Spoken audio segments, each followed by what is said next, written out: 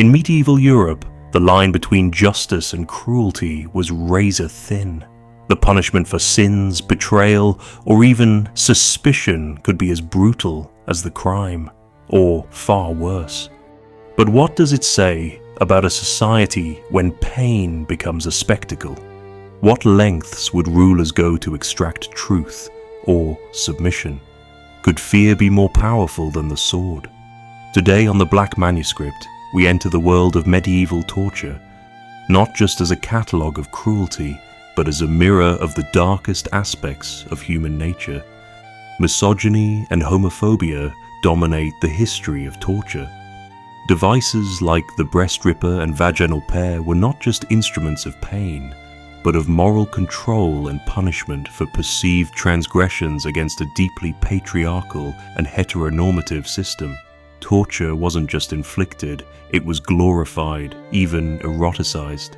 Prints and engravings from the period often depict these horrific acts with stylized detachment, sometimes even pleasure. Art as propaganda, pain as theater. So we ask again, what does it say about us when we turn suffering into ritual? The Pear of Anguish is as grotesque as it sounds. This iron device resembled a fruit, but inside it hid a blooming mechanism, designed to be inserted and then slowly cranked open. Where it went depended on your identity and your crime. Vaginally for women accused of adultery, abortion, or sexual union with Satan. Anally for gay men. Orally for blasphemers. Each crank expanded the petals of the device, tearing soft tissues apart from the inside.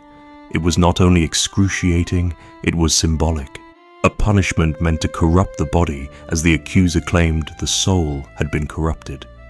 Despite popular belief, there is no confirmed case of the pear being used in executions. It was often part of pre-execution torture, designed to extract confessions or shame the victim. The goat's tongue sounds almost harmless, but behind the name lies a strange and haunting torture technique that walks the line between myth and historical reality. The victim's feet would be bound and soaked in salt water.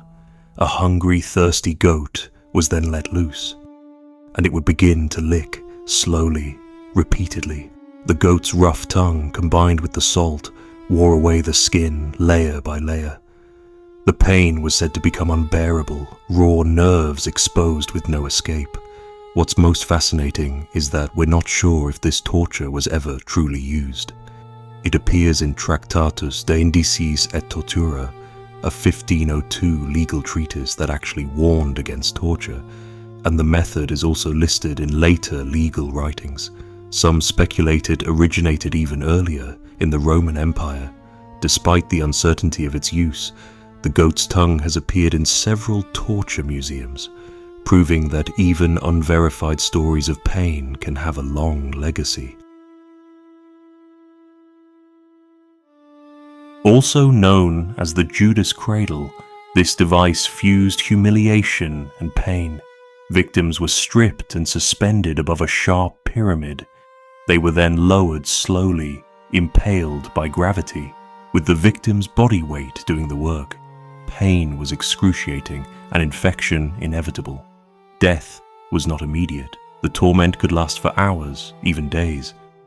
Used during inquisitions and against those accused of heresy or sexual deviancy, the Judas chair turned the body into a site of spectacle and shame. The pyramid was sometimes coated with oil or grease to prolong survival, making the suffering last longer without tearing tissue too quickly. Brutal in its simplicity, a metal cap was clamped over the skull. A steel bar was placed under the chin. As the screw turned, pressure built. Teeth shattered, eyes bulged. The skull cracked inward. The device was meant to be slow.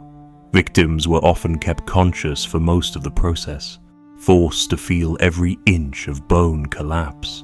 It was used on spies, dissenters, and traitors, or those accused of such. In a time when silence could be fatal, this was the ultimate extractor of confessions. The device's crushing sound was so loud, it often caused trauma in the onlookers as well. It wasn't just the victim who suffered. Originating in ancient Greece but often included in medieval lore, the Brazen Bull was a hollow brass statue. Victims were locked inside, and a fire was lit beneath. As the person roasted alive, tubes and pipes in the bull's head transformed their screams into animalistic roars. It was death by fire and suffocation, hidden behind the mask of performance.